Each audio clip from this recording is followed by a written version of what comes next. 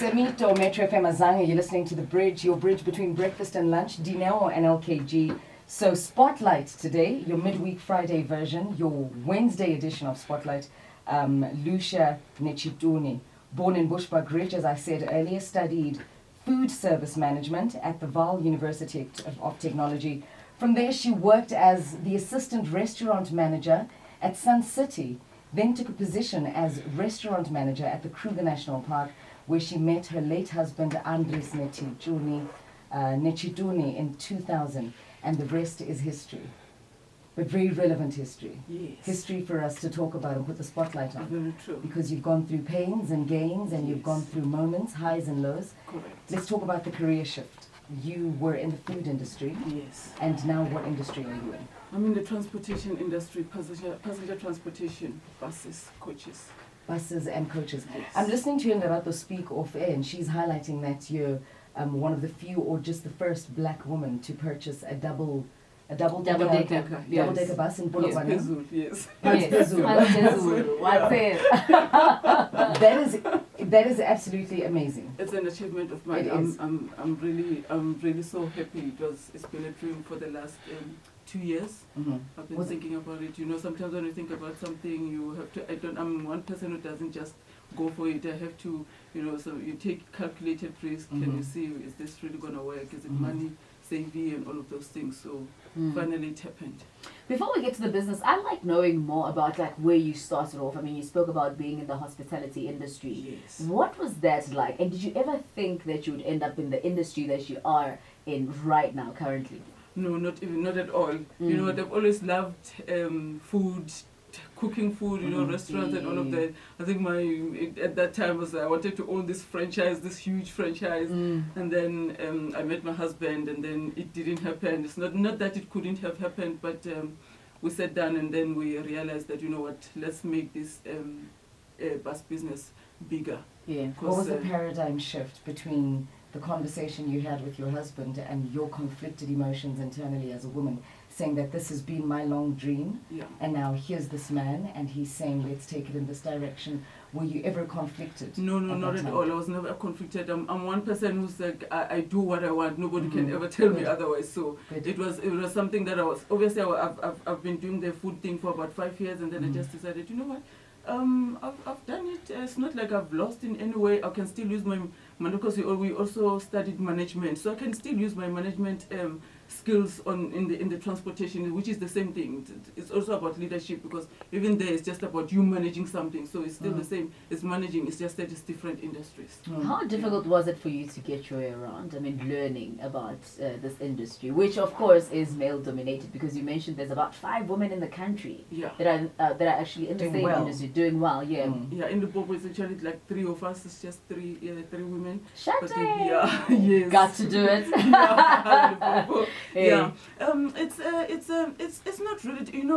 I'm one person. If I'm dedicated to something, I'm willing to learn. I want to achieve. That's what I wanted. I wanted to achieve. I wanted to do this. And then it's like I was so passionate about it. So it was just easy. It was just easy. So and starting up that business, what was it like? What the process of starting it all for people that want to own buses in the future?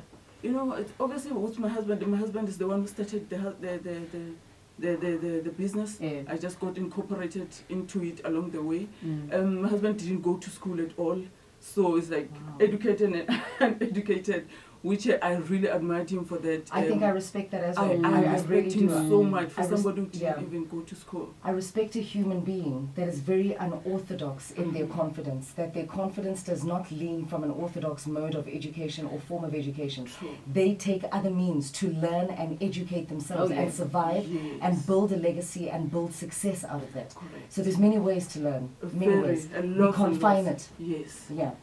So he started the business.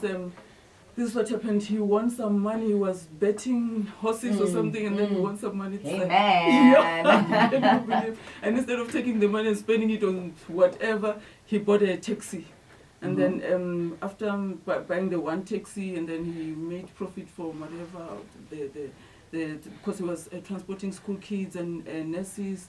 So the taxi was the beginning? The taxi was the beginning, Yeah. and then he bought more taxis, and then after about 15 taxis, he decided to sell all of them, and then just buy one bus. Well, you're not afraid, because the taxi industry is a bit, it has tendencies to get violent. When he bought the taxi, I was not there as yet. Mm-hmm. But obviously there was violence during those times. Hence he decided to sell and just get into to the bus, which was at least there was less violence on that. Even though there were conflicts during those, in the 70s and 80s, but then he bought the bus, and then from then on, here we are. So you were ushered into, I'm saying I love how she speaks about a bus like it's just a piece of like it's a phone. Like it's a phone. It's just a bus. I mean, it's just a double-decker bus. I mean, we are talking about a whole bus that carries about 400 passengers or so. Yeah, sure. So you were ushered into this transportation business along the way. You say your husband started it. Yes. And then you were ushered in along the way. Now I know that when we speak of your husband, he is late. That's a touchy point of your life. That's a very painful point of your life. Very painful. Let's talk about the loss of your husband and the feeling of destitute at looking at this life that you had built together and this life that you must continue to live by yourself. Yeah. You know what happened? I met we got married in 2000. I met him just a year before.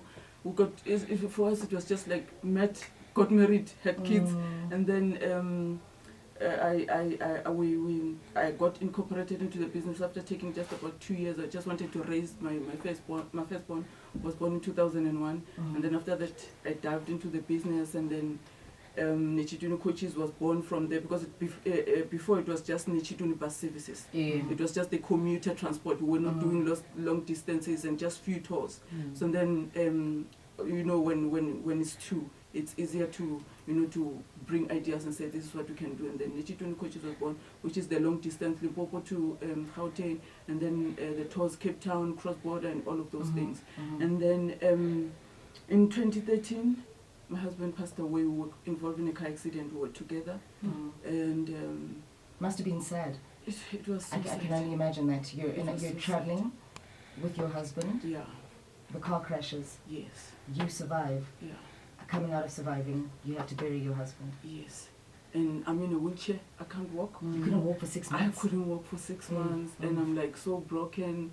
And I now have this business. Like, people are looking at me like there's too much uncertainty. People like, is she gonna do it? What's happening? Because my husband has always been like at the helm. Like, when there's a man who is there, people go like, this is easy, But then now it's like, is she really gonna do it? So, but I was so broken as well. I wanted to give up. I wanted to commit suicide. I really wanted to commit suicide. It was really, really tough, because my husband was my best friend.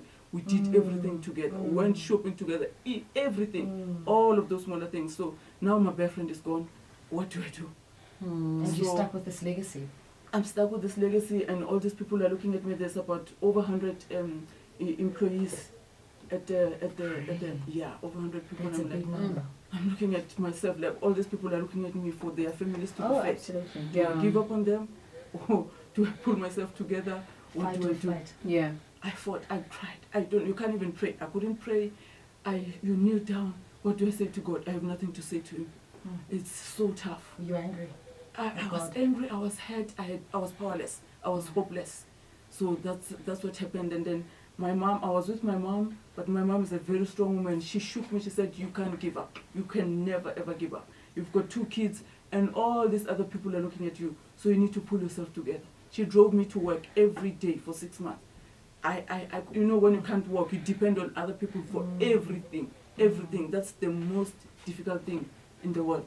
I love to exercise. I can't even go to the gym. I can't even do, like, those things that I love, I can't do. And now it's like, I'm stuck. Want to go to the loo, you have to ask somebody, please take me to the loo. So it just became difficult, but I just said, you know what, God, there's a reason for me to have stayed behind. Oh yeah.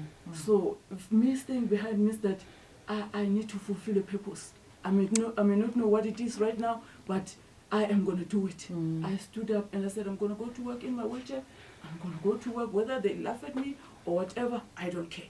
And you disfigured from the accident? Were you physically disfigured from the accident outside of just walking? My hip bone was cracked. I couldn't walk. That's what happened. Yeah. Sure. Sure. Right. Yeah. That is deep. That is absolutely deep. It's 11:25. If you thought that the pain you're going through right now is the worst kind of pain, we're not minimizing it, but we're just saying if you listen to another person's pain and you watch where they are right now, hopefully the story of Lucia will be able to inspire you to help you pick yourself up. She's not going anywhere. She's still in studio with us. This is The Spotlight. You're listening to The Bridge.